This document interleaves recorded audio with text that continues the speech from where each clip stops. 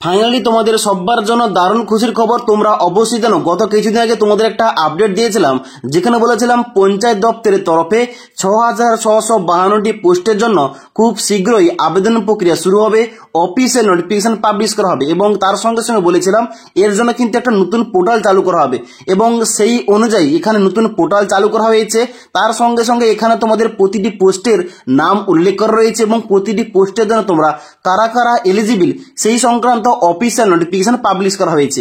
তাই প্রতিটি পোস্টের জন্য তোমরা কারা কারা এলিজিবল, কোন কোন পোস্ট রাখা হয়েছে, কিভাবে তোমাদের আবেদন করতে হবে, A to Z সংক্রান্ত আপডেটগুলো নিয়ে আজকের ভিডিওতে আলোচনা করব। তাই অবশ্যই তোমরা ভিডিওটি লাস্ট পর্যন্ত দেখো। সবার প্রথম তোমাদের বলে রাখি, তোমাদের আগের একটা আপডেটে জানিয়েছিলাম যে এখানে পঞ্চায়েত দপ্তরে যে এখানে তোমাদের রিক্রুটমেন্টটা চলবে, যার জন্য কিন্তু আলাদাভাবে একটা নতুন পোর্টাল তৈরি করা হবে এবং সেখান থেকে তোমরা অনলাইন আবেদন করতে পারবে, অফিসিয়াল নোটিফিকেশন চেক করতে পারবে, A to Z কিন্তু ওখান থেকে তোমরা অ্যাক্সেস করতে পারবে এবং তার জন্য কিন্তু অফিসিয়ালিভাবে একটা পোর্টাল চালু করা হয়েছে, যেখানে গিয়ে তোমরা সমস্ত কিছু চেক করতে পারবে। তাদের কিন্তু এখন কিন্তু বর্তমানে আমি রয়েছে department of panchayat and rural development, এই অফিসিয়াল ওয়েবসাইটটা ওপেন করে রেখেছি। এখানে তোমরা প্রথমে একটা লিঙ্ক দেখতে পাচ্ছ, পঞ্চায়েত রিক্রুটমেন্ট নিউ, এখানে ক্লিক করবে। এখানে ক্লিক করার সঙ্গে সঙ্গে নতুন যে পোর্টালটা চালু করা হয়েছে ওই পোর্টালটা কিন্তু তোমাদের সামনে ওপেন হবে। যে পোর্টাল লিঙ্কটা হচ্ছে West Bengal panchayat recruitment management system, এখান থেকে তোমরা সমস্ত কিছু অ্যাক্সেস করতে পারবে। ওকে, এবার এই অফিসিয়াল ওয়েবসাইটে আসার পর তোমরা ডান দিকে দেখতে পাচ্ছ একটা অপশন রয়েছে 3 ডট অপশন, এখানে ক্লিক করবে। ক্লিক করার সঙ্গে সঙ্গে তোমরা দেখতে পাচ্ছ প্রথম অপশন রয়েছে ক্যান্ডিডেট গাইডেন্স, এখানে ক্লিক করবে। এখানে ক্লিক করার সঙ্গে সঙ্গে তোমরা নিচের দিকে আসবে। নিচের দিকে আসার পর দেখতে পাচ্ছ সেকেন্ড নাম্বার অপশন রয়েছে লিস্ট অফ পোস্ট, এখানে ক্লিক করবে। এখানে ক্লিক করার সঙ্গে সঙ্গে তোমাদের সামনে সমস্ত পোস্টের নামগুলো ওপেন হবে, যে সমস্ত পোস্টের জন্য পঞ্চায়েত দপ্তরে নিয়োগটা শুরু হবে। এবার এখানে দেখতে পাচ্ছ 1 নম্বর রয়েছে এক্সিকিউটিভ অ্যাসিস্ট্যান্ট অফ গ্রাম পঞ্চায়েত এবং তারপর তোমরা নিচের দিকে আসবে। নিচের দিকে আসার পর দেখতে পাচ্ছ 2 নম্বর রয়েছে গ্রাম পঞ্চায়েত কর্মী, তারপর রয়েছে 3 নম্বরে নির্মাণ সহায়ক অফ গ্রাম পঞ্চায়েত, তারপর দেখতে পাচ্ছ 4 নম্বর রয়েছে সহায়ক অফ গ্রাম পঞ্চায়েত, তারপর দেখতে পাচ্ছ সেক্রেটারি অফ গ্রাম panchayat, accounts clerk, block information officer, clerk cum typist, data entry operator, panchayat samiti peon, তারপর দেখতে পাচ্ছ নেক্সট রয়েছে অ্যাডিশনাল অ্যাকাউন্টেন্ট অফ জেলা পরিষদ, তারপর রয়েছে অ্যাসিস্ট্যান্ট কেশিয়ার পোস্ট, তারপর দেখতে পাচ্ছ ডেটা এন্ট্রি অপারেটর জেলা পরিষদ, তারপর তোমাদের নেক্সট রয়েছে ডিস্ট্রিক্ট ইনফরমেশন অ্যানালাইস্ট, তারপর দেখতে পাচ্ছ গ্রুপ ডি পোস্ট, যেখানে তোমাদের জেলা পরিষদে চাকরি হবে, তারপর তোমাদের নেক্সট রয়েছে lower division assistant, stenographer, system manager এবং তার সঙ্গে সঙ্গে ওয়ার্ক অ্যাসিস্ট্যান্ট। এই সমস্ত আলাদা আলাদা 19টা পোস্টের জন্য এখানে তোমাদের ডিটেলস নোটিফিকেশন প্রকাশ করা হয়েছে। এবার তোমরা যে পোস্টে এলিজিবিলিটি ক্রাইটেরিয়া চেক করতে চাও অবশ্যই ওই পোস্টে কিন্তু ক্লিক করবে। ক্লিক করার সঙ্গে সঙ্গে এইভাবে একটা অ্যাটাচমেন্ট কিন্তু দেওয়া রয়েছে, এখানে ক্লিক করার সঙ্গে সঙ্গে অফিসিয়াল নোটিফিকেশন ডাউনলোড হয়ে যাবে।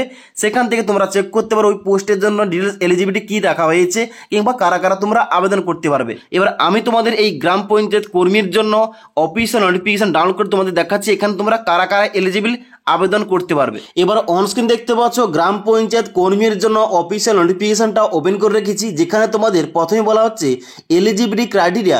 প্রথম তোমাদের এসেনশিয়াল কোয়ালিফিকেশন কি চাওয়া হচ্ছে, এখানে বলা হচ্ছে citizen of India as defined in part 2 of the Constitution of India must be passed the final examination class 8 from any recognized institution, অর্থাৎ তোমরা শুধুমাত্র 8ম শ্রেণী পাস যোগ্যতায় এই গ্রাম পঞ্চায়েত কর্মী পোস্টের জন্য আবেদন করতে পারবে এবং তার সঙ্গে সঙ্গে আরো বলা হচ্ছে must pass either class 8 pass অথবা সেকেন্ডারি পাস, অর্থাৎ তোমরা মাধ্যমিক পাস যোগ্যতায় আবেদন করতে পারবে কিংবা 8ম শ্রেণী পাস যোগ্যতায় আবেদন করতে পারবে।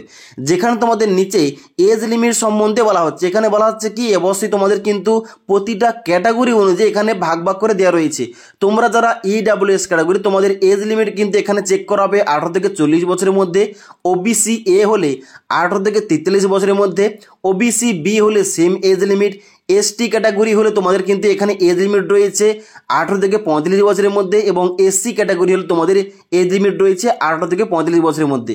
এবং তোমরা যারা জেনারেল কিংবা আনরিজার্ভ ক্যাটাগরি তোমাদের কিন্তু বয়সটা অবশ্যই 18 থেকে 40 বছরের মধ্যে হতে হবে। যেখানে তোমাদের স্কেল অফ পে বলা হচ্ছে লেভেল 1 অনুযায়ী তোমাদের বেসিক স্যালারি থাকবে 17,000 টাকা থেকে 43,600 টাকা। যেখানে তোমাদের নিচে সিলেবাস সম্বন্ধে এবং এখানে তোমাদের কিন্তু সিলেকশনটা করার ধাপে বলা রয়েছে, যেখানে বলা হচ্ছে তোমাদের কিন্তু এমসিকিউ টাইপ তোমাদের পরীক্ষা নিয়ে হবে, যেখানে তোমাদের ইংলিশ থেকে 10 নাম্বার, যেটা কিন্তু অবশ্যই তোমাদের কোশ্চেনগুলো হবে 8 স্ট্যান্ডার্ডের, এবং যেখানে তোমাদের বেঙ্গলি থেকে 13 নাম্বার থাকবে, অ্যারিথমেটিক থেকে 10 নাম্বার এবং জিকে থেকে 10 নাম্বার থাকবে। ওকে, এবং তারপরে এই লিখিত পরীক্ষা হওয়ার পর নেক্সট তোমাদের হবে ইন্টারভিউ, এবং তারপর তোমাদের ফাইনালি গ্রাম পঞ্চায়েত কর্মী পোস্টে তোমাদের সিলেকশনটা হয়ে যাবে। ওকে, এইভাবে তোমরা প্রতিটা পোস্টের জন্য ডিটেলস এলিজিবিলিটি ক্রাইটেরিয়া চেক করতে পারো। তাছাড়া তোমরা যদি কমেন্ট করে জানাও তাহলে কিন্তু অবশ্যই প্রতিটি পোস্টের জন্য এলিজিবিলিটি ক্রাইটেরিয়া কি রাখা হয়েছে, কারা কারা তোমরা আবেদন করতে পারবে, এবং তার সঙ্গে সঙ্গে এখানে তোমাদের পরীক্ষার প্যাটার্ন কি রয়েছে, ওই সমস্ত টপিকে তোমরা যারা ভিডিও চাও অবশ্যই কিন্তু আমাকে কমেন্ট বক্সে কমেন্ট করে জানাতে পারো। এবার এখানে তোমাদের বলে রাখি, এখানে অফিসিয়াল ওয়েবসাইট তোমাদের কিন্তু ফার্স্ট টাইম তোমরা যখন ভিজিট করবে তোমাদের ওটিআর করতে হবে, অর্থাৎ ওয়ান টাইম রেজিস্ট্রেশন তোমাদের করতে হবে। এবার কীভাবে করতে হবে তার জন্য কিন্তু একটা ইংলিশের পিডিএফ এবং বাংলার পিডিএফ দেওয়া রয়েছে। এখানে দেখতে পাচ্ছ আমি বাংলার পিডিএফটা ওপেন করে রেখেছি। এখানে বলা হচ্ছে কীভাবে আবেদন করতে হবে, পশ্চিমবঙ্গ পঞ্চায়েত নিয়োগ ব্যবস্থাপনা সিস্টেম। যেখানে তোমাদের নিচের দিকে আসতে হবে, দেখতে পাচ্ছ এখানে প্রথম বলা হচ্ছে তোমাদের কিন্তু অবশ্যই রেজিস্ট্রেশন করতে হবে। প্রথম তোমাদের নাম, জন্ম তারিখ এবং তার সঙ্গে সঙ্গে A to Z তোমাদের পার্সোনাল ইনফরমেশান দিয়ে তারপর তোমাদের লগ ইন করতে হবে। লগ ইন করার পর তোমাদের কিন্তু নেক্সট রয়েছে ড্যাশবোর্ড তোমাদের ওপেন হবে। লগ ইন করে কিন্তু অবশ্যই এখানে প্রোফাইলটা তোমরা এখানে এডিট করতে পারবে। তার সঙ্গে সঙ্গে তোমাদের কিন্তু নেক্সট তোমাদের স্টেপ রয়েছে, যেটা ফাইনাল স্টেপ, যেখানে তোমাদের চাকরির জন্য আবেদন করতে হবে। এবার এখানে তোমাদের যে প্রথম বললাম তোমাদের সবাইকে ফার্স্ট টাইম এখানে কিন্তু তোমাদের রেজিস্ট্রেশনটা করতে হবে। কোন কোন এখানে ইনফরমেশান দিতে হবে এখানে দেখতে পাচ্ছ 1 থেকে 9 পর্যন্ত দেওয়া রয়েছে, যেখানে তোমরা কিন্তু স্টেপগুলো ফলো করতে পারো। ওকে, এবং নিচের দিকে আসার পর দেখতে পাচ্ছ A to Z তোমাদের দেওয়া রয়েছে, তোমাদের কীভাবে এখানে আবেদনটা করতে হবে। তবে তার সঙ্গে সঙ্গে তোমাদের জানা রাখি, এখন কিন্তু বর্তমানে অনলাইন আবেদন প্রক্রিয়াটা শুরু হয়নি। অনলাইন আবেদন প্রক্রিয়া শুরু হলে অবশ্যই তোমাদের অনলাইনে কীভাবে স্টেপ বাই স্টেপ আবেদন করতে হবে অবশ্যই আমাদের এই চ্যানেলে জানিয়ে দেওয়া হবে। তার জন্য তোমরা যারা আমাদের এই চ্যানেলে নতুন, চ্যানেলটি সাবস্ক্রাইব করে পাশ থাকা বেল আইকন প্রেস করে অল নোটিফিকেশনটা অন করে রাখবে। যখনই আমাদের চ্যানেলে কোন রকম ভিডিও পাবলিশ করা হবে ভিডিওর নোটিফিকেশনগুলো তোমাদের কাছে সঙ্গে সঙ্গে পৌঁছে যাবে।